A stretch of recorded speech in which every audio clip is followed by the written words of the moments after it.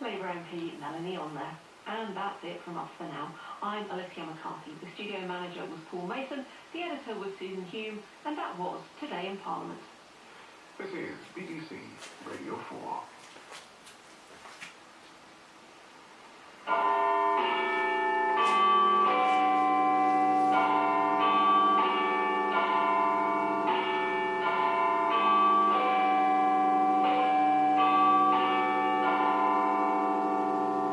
BBC News at midnight. This is Chris Aldridge.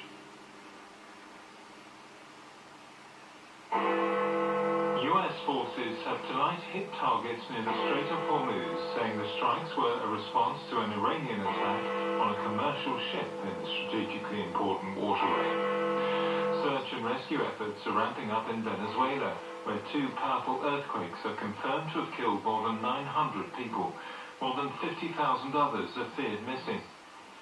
The UK has recorded its hottest ever June temperature for the third day in a row. President Trump's former National Security Advisor John Bolton has pleaded guilty to mishandling classified documents. Sir Keir Starmer has declined to sack the Immigration Minister Mike Tabb, despite being asked to do so by the Home Secretary. Also tonight, a final farewell to Radio 4 broadcasts on Longwave. The US says it struck Iranian targets near the Strait of Hormuz tonight in response to an attack by Tehran on a commercial ship on Thursday. US Central Command says it targeted Iranian missile and drone storage locations and coastal radar sites. The US Vice President J.D. Vance says violence will be met with violence. Iran's Revolutionary Guard has said its forces will respond more extensively if there's any repeated aggression. Our correspondent Hal Griffith reports from Washington. It's just over a week since the United States and Iran both signed the Memorandum of Understanding, pledging to end conflict on all fronts and open the Strait of Hormuz. However, this latest escalation shows the ceasefire is fragile and being tested on both sides. The United States says its aircraft struck Iranian storage facilities and a coastal radar site in response to a drone hitting a commercial cargo ship travelling along the Omani coast in the strait. While the damage was limited and the ship was able to continue its journey, US Central Command described it as an unwarranted act of aggression by Iranian forces and said its military remained present to ensure the agreement was obeyed. In a post on social media, the US Vice President J.D. Vance said Iran could pick up the phone if it had a disagreement on how the memorandum was being applied. Iran state media is reporting that the Revolutionary Guard repelled the American attack on Sirik Island. Earlier in Washington, Israel and Lebanon signed a framework agreement which had been brokered by the United States after 5 rounds of negotiations. The U.S. Secretary of State Marco Rubio said it would begin to put in place a basis for peace.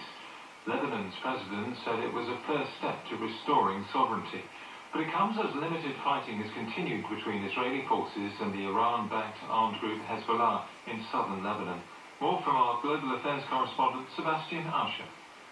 The full details of the agreement have not been announced, though there are reports that it again involves Israeli forces pulling out of some areas of southern Lebanon. Diplomatically, the fact that some kind of an agreement has been signed is a step forward, but the situation on the ground in Lebanon has shown little sign of shifting, despite several ceasefires. Both the Israeli military and Hezbollah are still carrying out attacks on each other, though with reduced intensity for now. Iran has linked the war in Lebanon to its ceasefire deal with the US, prompting President Trump to put pressure on the Israeli Prime Minister Benjamin Netanyahu to rein in the Israeli offensive. But Mr. Netanyahu has already restated his position, which is shared by his political opponents, that the IDF won't withdraw until Hezbollah disarms.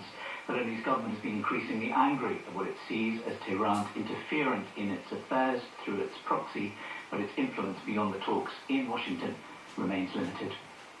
There are fears that the number of people killed in the 2 powerful earthquakes in Venezuela on Wednesday will rise significantly as a desperate search for survivors continues. More than 900 people are now confirmed to have died, but many more are still missing, with the United Nations humanitarian chief putting that figure at more than 50,000. One of the worst hit areas is the northern port city of La Guaira, where satellite images show many high-rise buildings have been flattened. Carolina Lopez is one of those searching for missing relatives. Lo único que le puedo decir que tengo el corazón en la mano y no sé qué hacer.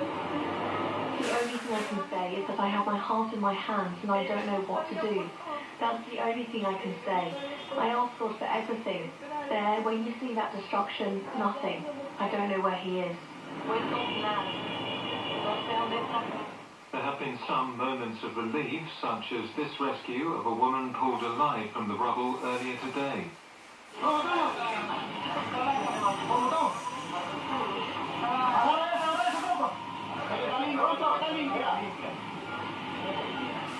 The BBC's Vanessa Silva has been in Longwave.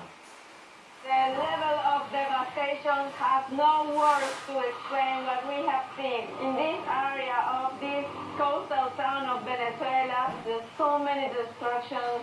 This building at my back is just completely lining to one side. It's about to collapse, and there is so many places, and you can see people struggling with their own hands, trying to remove the rubble, the concrete, in the searching of the loved ones. But it's a lot of work that is needed. The health international rescue teams are arriving to Venezuela, but still it's not enough. It still is not deployed in all the places that we are seeing today. We literally see the floor open, the earth break in this area of La Guaira.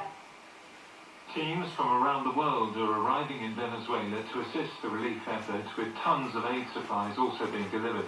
The UK government says it has sent an RAF plane carrying British search and rescue teams to the country and will provide £2 million of emergency humanitarian funding. More from our World News correspondent Joe Inwood.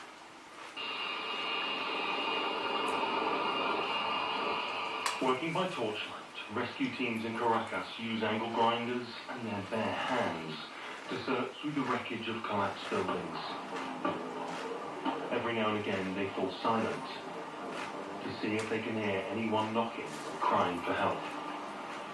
Then a shout goes up. There has been an aftershock and they move to safety. This was how much of the first 36 hours of the rescue operation was carried out. Local people working by hand. That spirit was praised by the acting president, Delcy Rodriguez, when she spoke to the nation a few hours ago. Lo que está expresando es el gran corazón de nuestro pueblo. This demonstrates the great heart of our people and their solidarity. No one has hesitated to go out into the streets to lend a hand to their Venezuelan brother or sister. And a very special recognition goes to our rescuers, those arriving from all over the country to join this commendable task of rescuing people alive from collapsed buildings and homes. But this country, which has long suffered from poor governance and US sanctions, needs help to cope with a disaster of this scale. Teams from all over the world have flown into Venezuela, with many heading for the worst affected area in this disaster, the northern city of La Guaira. The UN says more than 1,000 rescue workers have arrived, along with 6 teams of specially trained dogs. Nicola Butcher from the International Search and Rescue Dog Organization says they will save lives. There is always hope to find people alive. So as we know from past events, there have been people found after several days, and I think this is also possible in this event, and we are very hopeful to find a lot of people and can help families to bring back people they are missing. Today, once again, the number of confirmed dead rose sharply, but many more are still missing. Even as a major international rescue effort gets underway, few doubt the true scale of this tragedy is only just beginning to emerge. A new record high temperature for June was set in the UK for the 3rd day in a row as heatwave conditions continue to affect parts of the country. The Met Office says a temperature of 37.3 Celsius was recorded at Santon Downham in Suffolk, topping the previous high of 36.7 Celsius in Somerset yesterday. Health leaders have warned that the unprecedented heat is having an impact on NHS services, as our health reporter Catherine Burns explains. When you think about NHS staff going above and beyond in a heatwave, it's not just doctors and nurses. At St Mary's Hospital in London, the estate team have been taking turns doing shifts on the roof, day and night, hosing down the rooftop chillers with cold water just to keep the air conditioning on inside. Essentially, keeping it continually doused with water is the only way that we can keep it cool enough in order to be able to keep it running. That's Ian Bateman, the Chief Operating Officer at Imperial College Healthcare.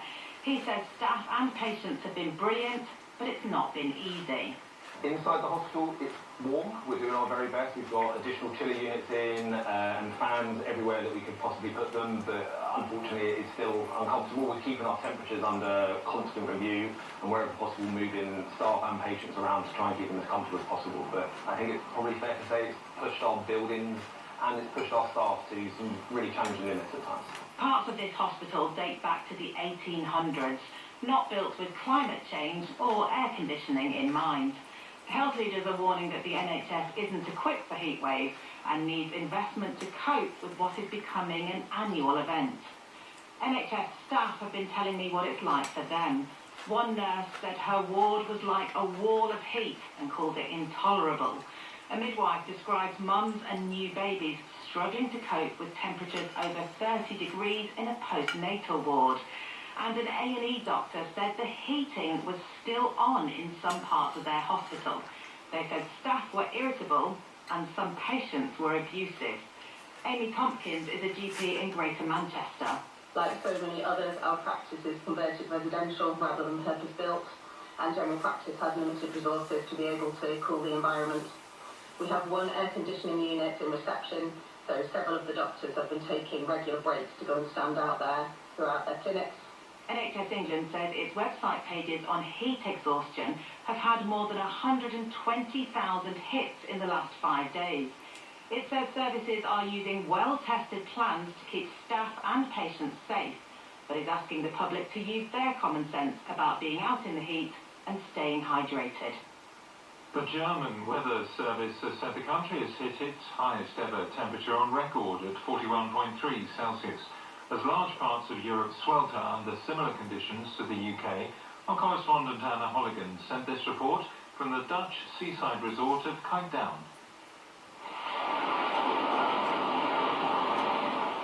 On golden sand, stretching across the North Sea, toddlers splash in the waves and families seek relief in the sea breeze. Elsewhere, escaping the heat is far more difficult. The electronic music festival DEFCON 1 in the Netherlands was ended prematurely. At midnight, visitors were asked to leave as a code red weather warning took effect. Fans were gutted. I feel sorry for the people that have come really far. Some people have travelled literally from the other side of the world for like a once-in-a-lifetime experience, so I feel gutted for them. But I understand as well because it's so hot. Organisers said they simply couldn't take the risk. We were in the tent yesterday and you couldn't even dance. Everyone's pouring sweat, everyone's exhausted. You couldn't do it, and that was 31 degrees, so 37 today. Yeah, it's unbearable. Across the continent, the heat is having devastating consequences. In France, a toddler died after being rescued from a car. The Pride March, scheduled to take place in Paris this weekend, has been postponed, while officials in Belgium cancelled their reenactment of Napoleon's defeat at the Battle of Waterloo. The World Weather Attribution Group of scientists said the record-breaking heat gripping Europe is unmistakably linked to climate change, and such temperatures would have been virtually impossible 50 years ago. President Trump's former National Security Advisor John Bolton has pleaded guilty to mishandling classified information in a federal court. Mr. Bolton, who's become a fierce critic of Mr. Trump, made his admission as part of a deal which could see him go to prison for up to 5 years. More from our North America editor, Sarah Smith. John Bolton amassed various amounts of national defence information in the notes he took when he was researching his 2020 memoir, The Room Where It Happened. He then used a personal email account and a messaging app to share that information with 2 members of his family who did not have security clearances. His email account was later accessed by a hacker allegedly linked to Iran. Under the plea agreement he struck, he will serve no more than 5 years in jail and will have to pay a fine of over $2 million. A former top advisor to President Trump, Mr. Bolton has become one of his most outspoken critics. When he was first charged, he sought to portray the investigation as part of President Trump's push to use the justice system to target his political enemies. Today he admitted the charges and said he was sorry for it. His lawyer compared the case to the 2023 indictment of Donald Trump for mishandling secret documents he kept at Mar-a-Lago. The judge overseeing that case dismissed those charges before it went to trial. President Trump has threatened to impose a 100% import tariff against any country that targets US firms with a digital services tax, including the UK. The EU has vowed to respond swiftly and decisively if Mr. Trump carries out his threat. The Russian-controlled authorities in Crimea have declared a state of emergency after Ukrainian attacks disrupted fuel supplies. Moscow says the move is designed to keep essential services running. President Zelensky of Ukraine has announced what he calls a 40-day influence campaign aimed at forcing Russia to negotiate. Our Eastern Europe correspondent Sarah Rainsford said this report from Lviv. First, there was fuel rationing and power cuts. Now there's a state of emergency in Crimea as Ukraine steps up its drone attacks on the peninsula. After making this announcement, the Russian-appointed governor, Sergei Aksyonov, had to reassure residents it wouldn't mean restrictions on their movement or a curfew. He said it was about cutting bureaucracy to take rapid decisions. But Ukraine is focusing its military strikes on and around Crimea like never before, and that's having a major impact. On social media, people are posting videos of shopping centres with no power and long queues of cars towards the main bridge as people head for the Russian mainland. Even children's summer camps have been suspended for safety. Moscow's illegal annexation of Crimea in 2014, but for Ukraine it was the first act of aggression in what later became an all-out invasion. So this intensified military campaign against the stolen jewel in President Putin's crown is highly symbolic in itself. But it is also part of a wider push to increase pressure on the Kremlin and to force Vladimir Putin into peace talks before Russia gets better at intercepting the drones. Sir Keir Starmer has declined to sack the Immigration Minister Mike Tapp, despite being asked to do so by the Home Secretary. Shabana Mahmood argues Mr. Tapp has broken collective responsibility and breached the ministerial code by writing a newspaper article without consulting her first. Our political correspondent Damien Grammaticus is following developments. Sir Keir Starmer's intervention is a sharp rebuff to his Home Secretary. Downing Street said it was not for any individual Secretary of State, but for the Prime Minister alone to decide if someone had broken the ministerial code. Mr. Tapp, the Immigration Minister working under Shabana Mahmood, had written an article about her signature policy to make many who come to the UK wait longer before they can apply for permanent residency. He said, to be fair, it should not apply retrospectively to those already here on care worker visas. He had not cleared the article with her. The spat highlights the fractured relationships in Sir Keir's government. Mr. Tapp has been a staunch defender of the Prime Minister. Ms Mahmood, who's been effectively rebuked, was one of the cabinet ministers who recently told Sir Keir he should step down. The Green Party has been forced to return a donation which was made by its leader, Zach Polanski, after it was deemed to be impermissible. Mr. Polanski gave just over £1,500 to the London branch of his party last September, but wasn't on the electoral register at the time. His party put that down to personal security concerns. Here's our political correspondent, Harry Farley. Zach Polanski gave his party £1,539 shortly after he took over in September last year. But at the time, Mr. Polanski was not on the electoral register, meaning legally the donation was impermissible. The explanation from his party that he wasn't registered because of security concerns comes as Mr. Polanski is understood to be in discussion with the Home Office and police about his protection. Because the donation was unlawful, it should have been returned within 30 days. But it wasn't returned until the 10th of June this year. Party spokesperson said this donation was made to the London Green Party. When the issue was brought to the National Party's attention, the donation was returned. The Electoral Commission said it was considering the matter and so could not comment, but that it had not launched an investigation. The court has lifted reporting restrictions that prevented the media from identifying 13 men who were charged alongside a husband who is accused of conspiring with others to drug and sexually abuse his wife. The husband and 12 of the 13 other suspects are due to go on trial in Manchester later this year. Our North of England reporter Rowan Bridge listened to proceedings at Manchester Minchell Street Crown Court. The husband in the case is in his 60s and from the Stockport area of Greater Manchester. He can't be named to protect the identity of his wife. Of the 48 offences he was charged with, he's admitted 15, including rape, but will stand trial on other allegations. They include conspiring with other people to drug and rape his wife. This morning, the judge lifted an order allowing us to report more detail of the case. 12 of the 13 co-defendants have pleaded not guilty. They're Philip Wilde, Sean Pears, Jonathan Kirk and Robert Stewart, all from Stockport. Jordan Wallace and Alan Keelan, who are both from Manchester. Mohammed Sabir of no fixed abode. Graham Brewen from Northwich and Cheshire. Richard Townsend from Rochdale. Carl Lindsay from Taunton. Daniel Rayner from Whitstable in Kent and David Graves from Ilkeston in Derbyshire. Between them they face a range of charges including rape and conspiracy to rape. A 13th co-defendant has pleaded guilty to 4 charges. Keith Fotheringham, who's from Dundee, has admitted, among other offences, conspiring to rape and conspiring to drug the woman at the centre of the case. Those who pleaded not guilty to offences will go on trial in Manchester in September. Downing Street has said it is very concerning that a US fighter pilot stationed in the UK avoided trial under English law for strangling a woman in Cambridge. Captain Jacob Wilson was tried at an American military court by a panel of 8 male Air Force officers, despite the incident taking place while he was off duty. Our UK correspondent Daniel Sanford reports. Sarah Steele waived her anonymity to allow the Guardian newspaper to highlight the concerns raised by her case. The Cambridge academic met Captain Jacob Wilson on the dating app Tinder and agreed to go to see the fighter pilot at his flat in Cambridge. But there he strangled her during sex, which she said was not consensual. When she reported it, Cambridge Constabulary allowed the US military police to take the lead in the investigation.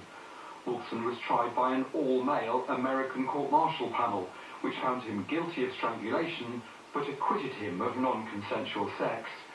Sarah Steele told the Today programme that the panel then took into account Wilson's military record when passing sentence. They were raising in his mitigation how many people he'd killed, supposedly to get him a lower sentence for committing a serious violent crime against me. Under an agreement made in 1951, members of US armed forces based in the UK will be prosecuted by the Americans for offences committed on duty or against other US personnel.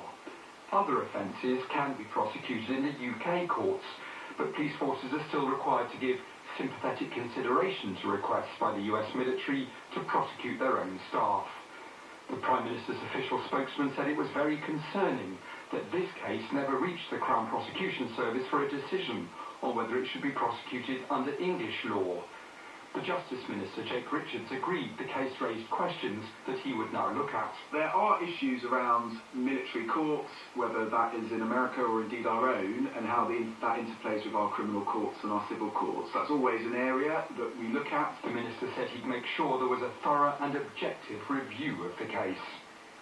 A former Cambridgeshire police officer has been found guilty of misconduct in public office after creating what prosecutors described as a toxic WhatsApp culture. Paul Street encouraged colleagues to bully a teenage detainee and asked for a sexual video of a female suspect. The jury at the Old Bailey convicted him on 2 counts of misconduct. He's been remanded in custody and will be sentenced next month. A van driver has been praised by police after giving a lift to an armed officer who was pursuing a man suspected of carrying out a serious assault. Our correspondent Duncan Kennedy sent this report from Margate in Kent.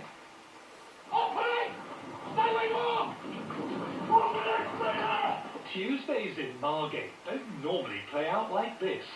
Armed officers recording on body-worn cameras are running after a suspect.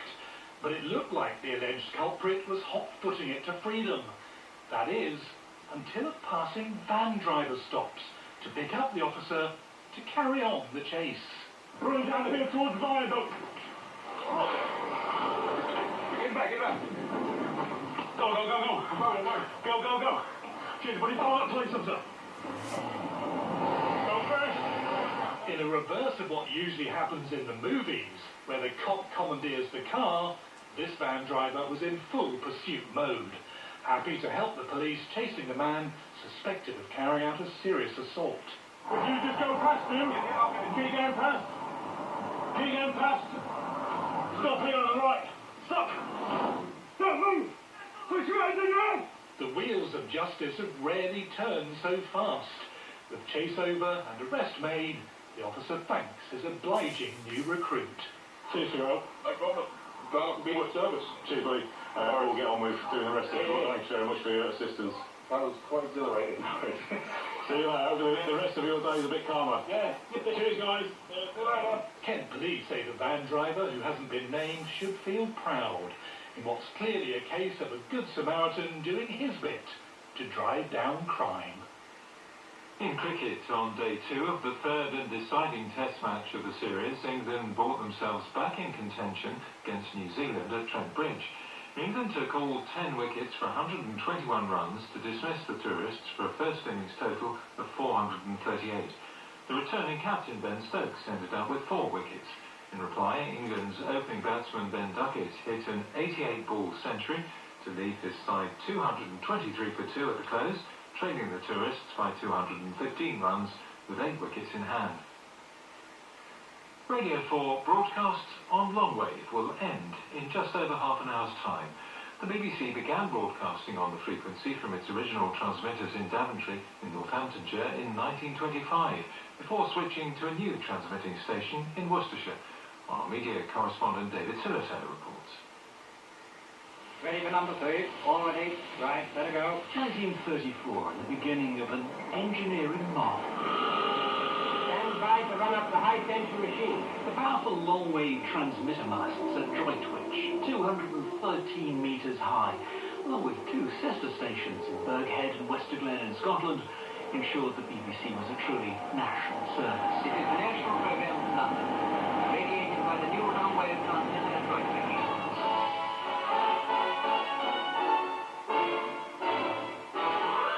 Beginning with Eric Coates' The Merrymakers, the BBC's new Droitwich service sent out a signal that travelled far out to sea and, for decades, delivered the shipping forecast. Dover, Thames, Humber, Heligoland, East Dogger. And that ability to travel far? In the Second World War, the long-wave signal was a way of communicating across Europe. These are today's main events. Germany has invaded Poland and has bombed many towns. And even sending coded messages to the French resistance. And in more recent years, on 198 Longwave, allowed cricket-starved holidaymakers to follow Test Match Special from the beaches of Brittany. And join Jonathan Agnew. Hello, good morning and welcome to... But 92 years on, the masts are showing their age. The elderly technology behind the service is drifting into obsolescence. Scan along Longwave these days, and most will only hear the slightly scratchy sound. I just wonder if there's anyone at the top of BBC Radio 4 on 198. Batting for Radio 4. Which has been warning its few remaining listeners that things are coming to an end. This service is closing. BBC transmissions on this frequency will end on... 15 years after the announcement that investment in the service had come to an end, Arqiva, who operate the transmitters, are shutting it down next week. Which means that tonight, Radio 4 will be saying goodbye to Longwave. Now for a look at the morning papers, and the Daily Telegraph reports that the former Cabinet Secretary Lord Case has called for Andy Burnham to be honest with the public and, if he becomes Prime Minister, call an early general election. Speaking to the paper, Lord Case adds that Mr Burnham is walking a very difficult tightrope because he had promised change but had no mandate to deliver it. According to the Times, Andy Burnham is expected to say the South is paying the price for economic failure in the North when he delivers a major speech on the economy next week. In what the paper calls Mr Burnham's first big policy speech since Sir Keir Starmer's resignation, is due to set out a strategy which would see Whitehall budgets slashed and money diverted to regional mayors. The Sun says that Prince Harry is to take his children to see his mother's grave for the first time during their trip to the UK next month. The visit is reportedly due to take place days after what would have been Princess Diana's 65th birthday. The headlines again.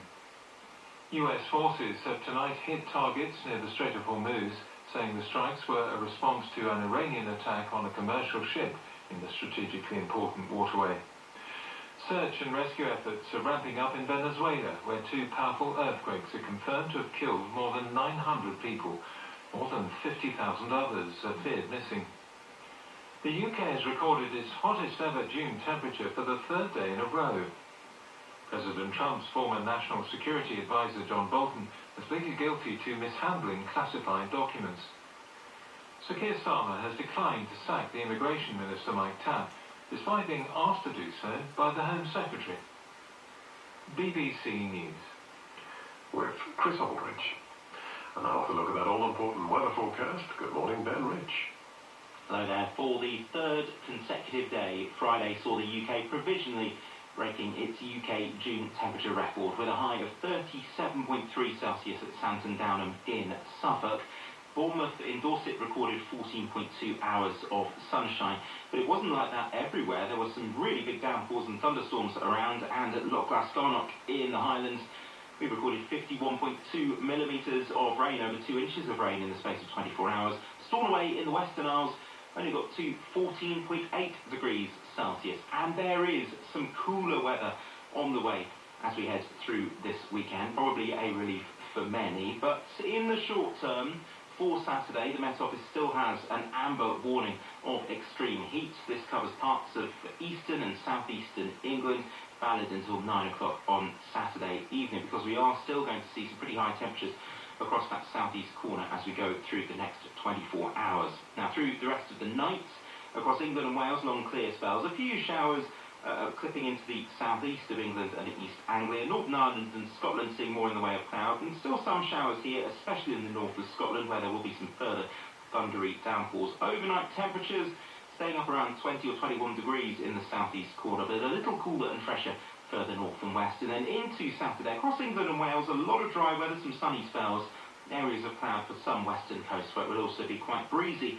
And then late in the afternoon, we may see some showers and thunderstorms just moving up from the English Channel into the southeast of England.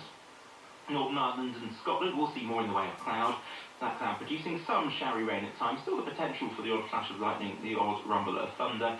It will be fairly breezy. Temperatures across Northern Ireland and Scotland generally in the low 20s Celsius. England and Wales seeing highs of 25 to 32 degrees, the highest temperatures in the east, but it will turn fresher for all of us on Sunday. Some good news, Ben. Thank you so much, Ben Rich.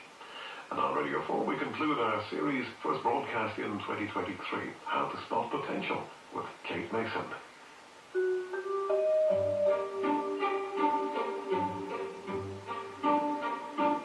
I'm just going to test my own potential now. I've found this website which has sample tests that might be used to assess the way I think. It's called a Cognitive Assessment Predictive Index. It sounds a bit like it's ranking my potential. Tests like this are now widely used in recruitment to find HIPOs, that is, high potential employees in the jargon. Let's have a go. Cognitive assessment sample questions. Oh no, this is difficult. Choose the word that is most nearly the opposite of commend. Comply, certify, criticise, prevail, dissuade. That's quite bad, isn't it? Commend, criticise. Show answer. The correct answer is criticise. Cool. All right, should we just assume I get them all right?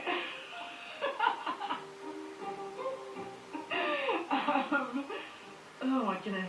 It's like a verbal and pictorial reasoning thing, isn't it? It's like one of those things you did at school. 2 figures above share a common feature. One of the figures below does not share the same feature. Which figure below does not share this common feature? Oh no. Oh, it's A. I can handle that. 20. Correct answer is 20. They've done some stuff about maths again. Question 7 of 7, thank God. Which of the figures below the line will replace the question mark following the sequence of figures shown? It's been a long day, potential spotters.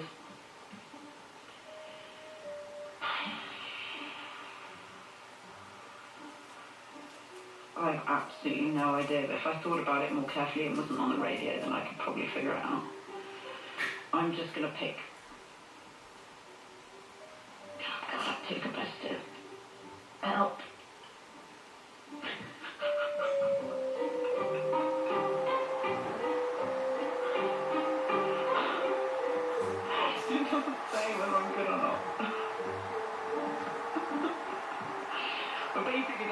part at the end that says, if you do well on the answers, I think you're like a strong fit for the organisation, whatever the organisation would be. Should I argue with these results? Unclear. How useful are they? They just made me feel quite good. They're not giving me a hard sense of something like, say, my blood cell count, although one of them that I've looked at does basically say if I'm good at maths or not, which, I don't know, if I wanted to show potential as an actor or something, it probably wouldn't be that relevant. It's not, there is a scale that says, like, if this is above or below average, so I suppose that is useful. In this series, we found lots of different ways of tracing potential in sport, music, education, and in work. If you've missed them, do go back and listen by searching How to Spot Potential on BBC Sounds. So there's phenomenal potential in the human brain, and the story of that potential is what opportunities you get, how do you get to grow your brain, develop your brain, do you get to learn to read, do you get to learn to speak those different languages, do you get to learn to play a musical instrument. The potential is sort of dizzying. Much of this is related to educational opportunities, to cultural scenarios, to how in many places in the world people are held back. But I have a sense overall that the world is not using in any way its full potential of the human brain, of the human body, etc. And that feels very sad at this point in time because we've got so many problems to solve. In this last episode, I want to look into the future. And it's a tricky one. We seem to be at a point where big changes are happening in society that might contradict everything we've learned in this series about identifying and maximising potential. When considering human potential, we now need to ask, what is that potential for? Nikki Garchea, chartered organisational psychologist. 20 years ago, if you asked me about potential as a psychologist, I might have talked to you about general intelligence, the capacity to be intelligent and therefore pass anything, do well, and that would be why people do well in things like the 11+. It's a score of general intelligence. Well, now with things like ChatGPT, it can do so much of those types of things, numerical testing, verbal reasoning testing. So if machines can do well in those activities, what does potential and what replaces that view of general intelligence?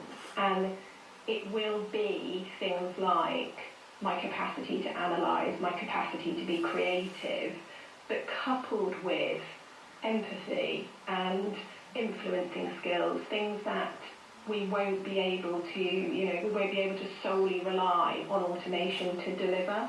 Nikki is thinking about what the growth of technology means in the workplace and how it moves the goalpost.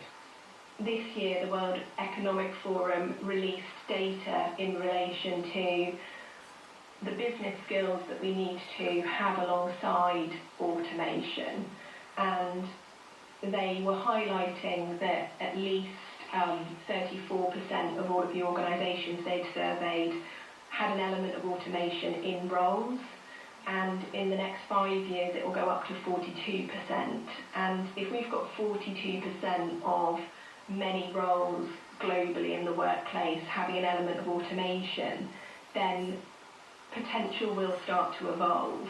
It's really the question of, if the machine can release some potential in so many ways, what can the human do? And what that machine-realised human potential of the future might be, and how we get there, is also being considered much more widely, far beyond the world of work, across subjects as diverse as medical science, computer gaming, and space exploration. I'm Gillian Boddington. I'm a reader in digital immersion at the School of Design at the University of Greenwich, and I also run the Creative Collective Body Data Space. At the moment, I'm looking at the augmentation of the body, potentially to support us through life, a kind of scenario where we have an ally or a companion or a co-worker working with us. Ghislaine's investigations are part of global research, taking in both the practicalities and ethics of technological advances, and thinking about how our potential could be augmented or realised in all manner of our lives through the creation of digital twins. computer-generated versions of ourselves. The modelling of a digital human, a digital me, that would be there to work with me, to support me in different ways. So are we thinking like a kind of like a demon in Northern Lights, you know, where you've got a little animal companion who can talk to you about your emotions and various other things? Or are we talking about like a sort of digital slave that we can get to do things like the washing up? What sort of thing are we thinking about here? The demon example is very good, actually, because we are talking here about something that would be with you all the time. And my concept is based on having a real-time virtual body interface that's with me from birth, grows up with me and learns about the world alongside me, advises and supports across many aspects of life. Could be mental health, could be supporting your work, fitness, etc. And actually collaborates with me on my work, on my social life. So it could be an avatar, it could be robotic or holographic, or all three. There are already many examples of this in different sectors. Digital human twin modelling for the medical sector is well advanced, and in the space sector too. But also we know it more on a day-to-day level. We know it in the fitness sector and obviously in the gaming sector. So I have a Whoop, you know, one of those things that tells you how you slept and how your heart rate is doing. So I'm imagining some sort of extremely developed version of that that's somehow also maybe listening to my thoughts and following along with what I'm doing day to day. Is that in any way realistic? And how creepy is it? Well, the listening to your thoughts thing, Kate, is a really great one, because I'm often in the shower going, oh, I should do that, or it'd be great to do that, or I should put that in that document. And of course you're in the shower, so you can't do anything at all. So for me, definitely the ideas and the to-do lists that come up in my head when I'm otherwise occupied and not able to be tapping into my phone would be wonderful if they were translated into those scenarios.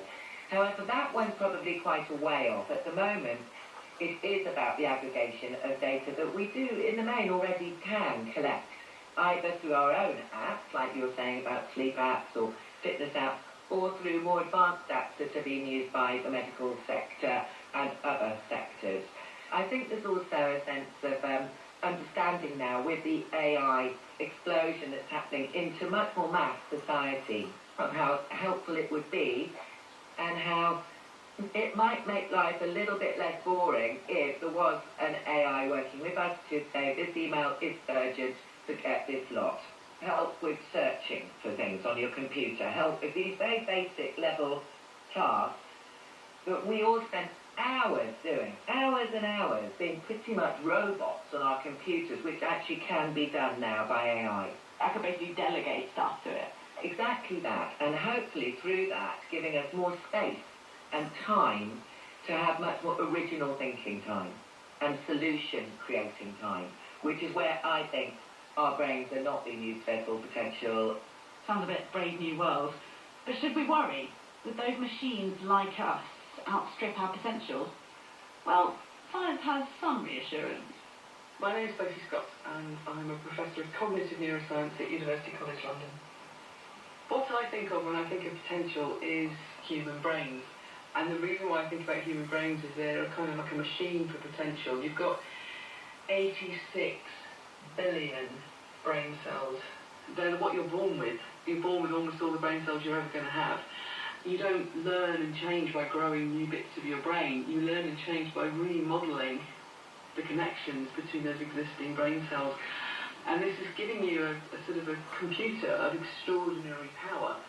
All computers have got a limit to how much memory they have. There's no known limit to human memory. There's no known limitation on the number of languages a human can learn to speak. The limitation is time. Human brains are unbelievably full of potential. It's also the case that there is substantial evidence for individual differences along lots of different parameters. Thinking about the language example, there's quite good evidence now that some people are really good at hearing differences in speech sounds from other languages, and other people are really good at learning to produce them, and they're not necessarily the same people. They're two different ways in which people vary. But that's only going to be found out if you have that opportunity. It's a case of both, I think, embracing and giving the potential to everybody to find out what their brains can do. And there might be something really particular or special about your brain well, I hope you get the opportunity to find out about it. Throughout this series, we've considered potential largely in young people, from spotting teenage sports stars or musicians to entering university and getting on the career ladder. But satisfyingly, Sophie says it's not all about them. You are going to be better at learning a new language when you're a child, partly because you don't have to go out to work for a living and things like that, but also there does seem to be a sort of critical period for really getting good at speaking a new language, for example, at that age. But actually, although there's some individual variation, most people will be able to pick up a new language with time and with desire to do so throughout their whole lives. Your brain is plastic, it's flexible. So there we have it. Human potential is boundless, not constrained by age, and, despite current concerns, unlikely to be killed off by technology. The search for potential is intertwined with what makes our lives interesting. It makes us curious and leads us to the question, what next? And while it might be an individual trait, it's also something that relies on others, those who give us a chance, see something in us, spot our potential. How to Spot Potential was presented by Kate Mason. The producer was Julian Settle. In a few moments here on Radio 4, the shipping forecast.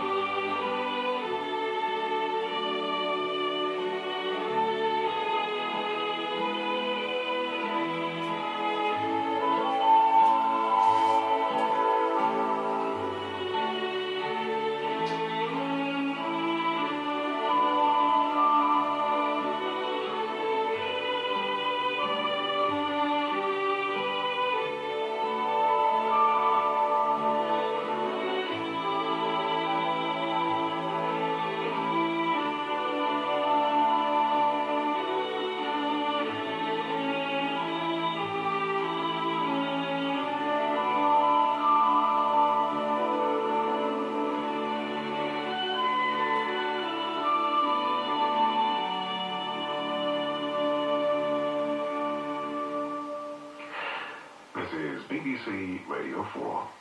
Now, the shipping forecast issued by the Met Office on behalf of the Maritime and Coast Guard Agency at 0015 on Saturday, the 27th of June, 2026. The general synopsis at 1800. Low Malin, 1008. Expected Bailey, 993 by 1800 Saturday.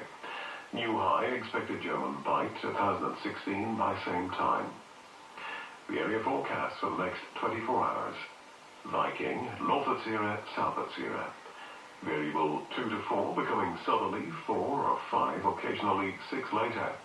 Showers and fog patches, moderate or good, occasionally very poor. 40s, Cromarty 4th. Variable 2 to 4, becoming south 4 or 5, occasionally 6 later. Showers, thundery at first with fog patches, moderate or good, occasionally very poor at first. Time, Dogger. Variable 2 to 4, becoming south 4 or 5 later. Showers, thundery and Dogger, good, occasionally poor. Fisher. Variable 2 to 4, showers, thundery later with fog patches, moderate or good, occasionally very poor later. German Bight, Humber, Thames, Dover, White, Portland. Variable 2 to 4, thundery showers, moderate or good, occasionally poor. Plymouth, south veering southwest 3 to 5, showers, good, occasionally moderate. Biscay, Variable 2 to 4, becoming west 3 to 5 later. Thundery showers, good, occasionally moderate. Trafalgar, west 2 to 4, veering northwest 3 to 5. Showers, good. Fitzroy, Seoul, south southwest, veering west later 4 to 6. Occasional rain, good, occasionally moderate. Lundy, Fastnet, south southwest 4 to 6. Showers, rain later, good, occasionally moderate. Irish Sea, southerly 4 to 6, occasionally 7 and west. Showers, rain later, moderate or good, occasionally poor. Shannon, south 4 or 5, veering southwest 5 or 6. Rain or showers, good, occasionally poor. Rockwall, cyclonic 4 to 6, becoming southwest 5 to 7 later.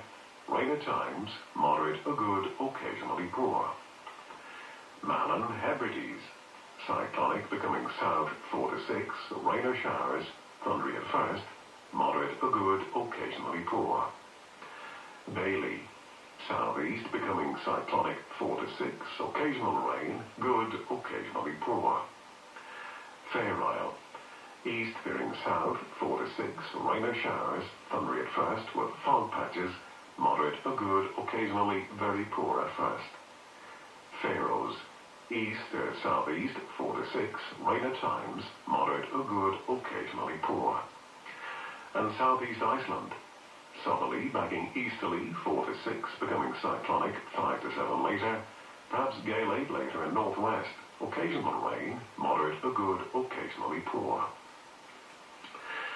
And now the weather reports from coastal stations for 2300. Tyree automatic, southeast 3. Stowaway, northeast 3, recent rain 4 miles 1010, falling. Lerwick, northeast 3, 24 miles 1015, falling slowly. Wick automatic, east southeast 3, recent fog 3 miles 1014, falling more slowly. Aberdeen, northeast by east 1, slight rain 600 meters 1013, falling slowly. Lucas, east northeast 3, 4 miles 1013, now rising. Boomer, northeast by north 2, fog 200 meters 1013, rising more slowly. Bridlington, west northwest 2, 1013, rising more slowly.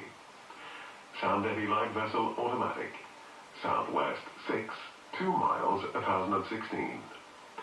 Greenwich light vessel automatic, south-southwest 3, 2 miles 1018.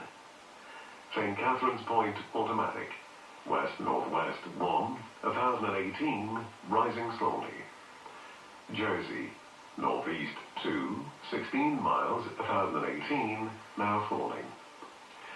Channel light vessel automatic, south by west 2, 1019. Scilly automatic, south 4, mist, 4 miles 1016, now falling. Milford Haven, south by west 3, 8 miles 1016, steady. Aberporth, south by west 4, 27 miles 1016, rising slowly. Valley, south-southwest 5, 9 miles 1015, rising slowly. Liverpool Crosby, west 3, 14 miles 1015, rising more slowly. Valencia, south by east 3, 22 miles 1010, now falling. Ronaldsway, south 5, mist, 5 miles 1013, rising slowly. Malin Head, east by south 2, 7 miles 1007, falling. And Macrahanish automatic, east-southeast 4, recent drizzle, 5 miles 1010, rising slowly. And here's the weather forecast for the inshore waters of Great Britain and Northern Ireland, valid for the following 24 hours, issued by the Met Office at 2300. The general situation, a strengthening southwesterly flow will affect northern and western waters on Saturday. while a slack and humid flow continues to affect waters elsewhere. During Sunday, a change to a westerly flow will spread fresher conditions eastwards across all parts. Cape Wrath to Rattray Head, including Orkney. East 3 to 5, occasionally 6 near Cape Wrath. Veering south, occasionally 6 near Rattray Head, and becoming variable 2 to 4 later. Rain or showers, perhaps thundery at first, with fog patches. Moderate or good, occasionally very poor at first. Rattray Head to Berwick-upon-Tweed. Variable 2 to 4, becoming south 4 to 6. Fog patches and drizzle at first, then showers. Moderate or poor, occasionally very poor, becoming good. Berwick-upon-Tweed to Whitby. Variable 2 to 4, becoming southeast 3 to 5, and veering south or southwest 2 to 4 later. Drizzle at first, then showers. Moderate or poor, becoming good. Whitby to Gibraltar Point. Variable 1 to 3, becoming south or southeast 2 to 4, occasionally 5 later. Showers, good, occasionally moderate at first. Gibraltar Point to Northumberland. Variable becoming southerly or southeasterly later, 2 to 4. Thundery showers, moderate or good, occasionally poor. Northumberland to Selseybill. Westerly 2 to 4, becoming variable 1 to 3, occasionally 4 later. Thundery showers, moderate or good, occasionally poor. Selseybill to Lyme Regis. West 2 to 4, becoming variable 1 to 3, then southwest 2 to 4 later. Showers, thundery in east, fair later, moderate or good, occasionally poor in east. Lyme Regis to Land's End, including Yards of Scilly. Variable 2 to 4, becoming south or southwest 3 to 5. Showers later, good, occasionally moderate. Land's End to St. David's Head, including the Bristol Channel. Variable 2 to 4, becoming south or southwest 3 to 5. Occasionally 6 near Pembrokeshire. Showers later, good, occasionally moderate in west. St. David's Head to Great Ormhead, including St. George's Channel. South 3 to 5, veering southwest 4 to 6. Showers, rain later, moderate or good. Great Ormhead to the Mull of Galloway. Variable 2 to 4 at first in Liverpool Bay. Otherwise southerly or southwesterly 4 or 5, occasionally 6 in north. Showers, rain later, moderate or good, occasionally poor at first in north. Isle of Man. Southerly or southwesterly 4 to 6, occasionally 7 later in west. Fog patches at first, rain later, moderate or good, occasionally very poor at first. Loch Foyle to Carlingford Loch. Southerly or southeasterly 4 to 6, occasionally 7 in east. Showers, rain later, good, occasionally poor. Mull of Galloway to Mull of Kintyre, including the Firth of Clyde and North Channel. Southerly or southeasterly 4 to 6, occasionally 7 in North Channel. Showers, rain later, good, occasionally poor. Mull of Kintyre to Ardnamurchan Point. South or southeast 4 to 6. Showers, rain later, moderate or good, occasionally poor later. Ardnamurchan Point to Cape Wrath. East or southeast 3 to 5, occasionally 6 near Cape Wrath. Veering south or southwest 4 to 6. Rain or showers, thundery at first, moderate or good, occasionally poor. And Shetland Isles, east 3 or 4, veering south or southeast 4 or 5, occasional rain and fog patches, showers later, moderate or good, occasionally very poor. And that completes the shipping forecast. Well, before we leave you tonight, I just wanted to take a moment to mark the end of an era. For almost a century, the Longwave transmitters have carried the BBC across the airwaves, from the iconic Droitwich transmitting station in Worcestershire to Westerglen and Birkhead in Scotland. And though the Longwave signal is fading into history this morning, the memories and the connection it created will endure forever. We shall miss your warmth and crackle. Well, that's it from me, Ryan, and all of us here at Broadcasting House. If you have been, thanks for listening. Have a safe, quiet and peaceful night. Good night. Ihuwa.